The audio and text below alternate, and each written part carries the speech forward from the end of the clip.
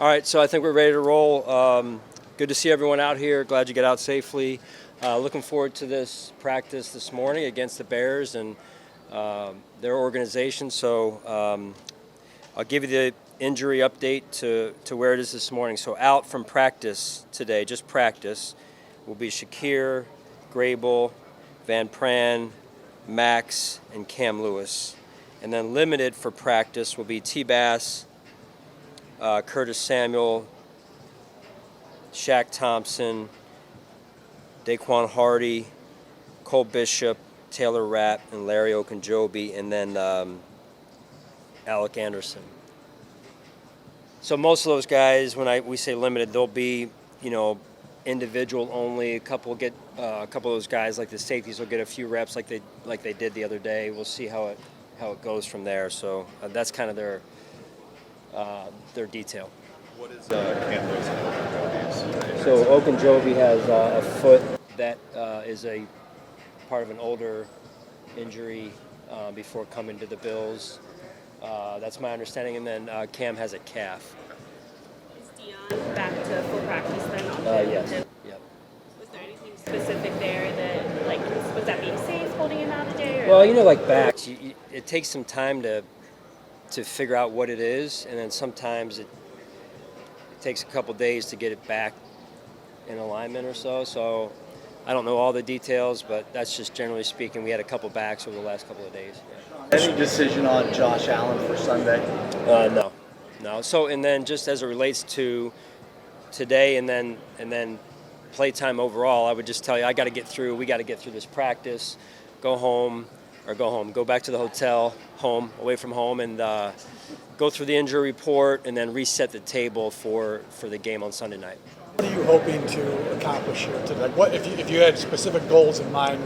Give me a couple if you could. Well, I think about it's usually about this time of training camp where guys get tired of beating on each other, and sometimes with that, either fights break out or the intensity kind of dips a little bit. So it's a good time and place for us to go against another opponent, especially on the road. And in doing so, we come together a little bit more as a team, hang out a little bit more over the course of the trip, and then we can also see where we're at a little bit more as a team here.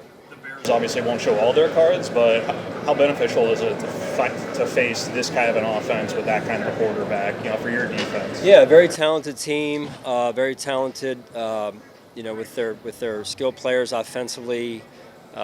Defense, they've been, kind of stockpiling some of those players as well. So, again, this will be a good test for us, and we get a chance to see where we're at here as a football team. Sean Chippiness seems to follow these joint practices, so how did you address that with the team today? Well, we talked about it a little bit, really nothing specific other than, we're coming out here with a purpose, and I already mentioned what that purpose is. It's for us to grow a little bit closer as a team, and also for us to take another step as it relates to on the field as a team. So, it's a physical sport. It's going to be physical. From what I hear, it was rather physical against the Dolphins when they were out here, and so I would say that we should probably expect the same. What's your relationship? How much will the crispness or how good your units look today impact your decisions on playing time for Sunday? Yeah, I would say in some cases it may. In other cases, it probably won't. Not to give you I'm not speaking in code, Chris. It's just where I'm at right now is we're probably going to have a few young players who, maybe play well today and look good, but they need more time, need more reps, more experience. So it'll probably end up on a case-by-case, player-by-player basis in terms of how we evaluate the play time. What's your relationship with Coach Johnson? Yeah, I know him a little bit. Certainly have a ton of respect for him and his offensive acumen, and he's had a lot of success. A little bit of a trailblazer in some of the things he does. So I respect him and his his career. He's done a great job everywhere he's been, and now it's he's getting a chance to run an organization here. So looking forward to getting with him today and seeing how our teams compete. With Tyler putting a little bit more on his plate, how do you feel like he's kind of making it through his injury, and what's kind of the long-term outlook here as we kind of move closer to the regular season? T-Bass. Yeah.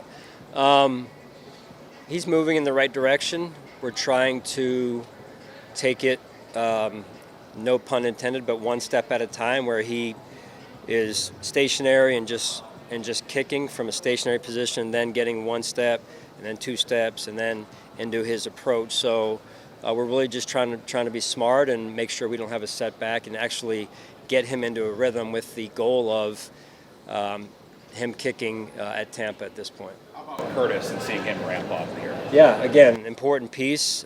He's been out really most of camp, so the urgency needs to be there for all these guys, and Curtis no different. We need to see how he fits into our offense this year, and availability is important as well as special teams. So when you're not, wide receiver number one, that's true of everyone. You mentioned physicality a couple times there in your answer. During camp, at one point, you said you wanted to see this team be a little more physical. How much of an emphasis is that today in particular? It's really about being consistent with what we talk about with our messaging, and they know where I stand on that overall and where we need to get to as a football team to have an identity and to win in the trenches. But it's not just in the trenches. It's, do your wide receivers block? Do they know who to block, and are they physical with their blocking? And can they sustain the blocks? You've heard me talk about before, do your corners tackle? So we're really here trying to, I guess, in my mind, get more crusty, and we'll see if that happens today and if we take another step. Any impressions on T.J. Sanders and Deone Walker so far? I know it's still early, but any early impressions you're forming? You see the ability. Now it's really looking for them to continue with their ability to develop the techniques, but then also now backing that up with consistency. Consistent approach, consistent attitude, effort, those things, but also consistent performance. When deciding for Josh in the preseason game, understanding it's a case-by-case basis, is there something you want to see from him today specifically that would make you feel good about him not playing, or like what the Josh decision specifically said since he sat out the last game? Say that again. Just like since he sat out the first preseason game, is there something specific you want to see from him today? No, I mean just continue to sharpen, where he's at in his preseason journey. I think that's important. Certainly staying safe. I'll be with Josh on the offensive field for that reason, so that I have the whistle, and then Ben will be on with his quarterback on the other field. So Josh has been in a good spot. It's just his continual development this this preseason, with making sure he feels good about where he's at, and with his receivers in particular. I think that's going to be big for us. Have you seen him really start to develop chemistry with Joshua Palmer with the more reps they've got? Yeah, lately in particular, right, with Joshua pushing through a little bit the last couple of days when we were in Buffalo, and Joshua, I call Joshua and Josh. And so Joshua getting more and more comfortable with his role in our offense and what that really is and what that entails from a run standpoint, pass standpoint, and then, like I said, getting on the same page with Josh. I thought Joshua looked good the other day, making a couple of key catches in some of the move the ball periods, and pushing through some of the soreness he was working through. Been the team continue to form its identity. What have you seen of the identity of this year's girls so far? It's hard to tell, because I don't really think an identity's able to be formed in such a short amount of time. I would say that they, and probably because of our core players like Josh, they're already connected to a pretty good extent. That said, I'm looking forward to some other guys getting into that kind of nucleus a little bit, and that'll happen over time, right? So, but just overall, it looks like we're doing some of the things that we've done. Now I'm looking for those things to exponentially take another step here. Hey, Sean, would you like to give Josh some preseason time this go around, or is it something you're still kind of weighing down? Yeah, I would love to, if you could put him in a bubble. If you could guarantee me that he wasn't going to get hurt. Yeah, I mean, for every player, you'd love to be able to say, hey, let's get out there, let's play 3 good games, and we'll ramp you up each game, and so on and so forth. It's just really hard to say that for everybody, they're in the same situation, right? So in Josh's case, really using practice to see where he's at and how he feels. And I'm giving him some ownership as well, which I think is important, right? He knows by now what he needs in order to be ready.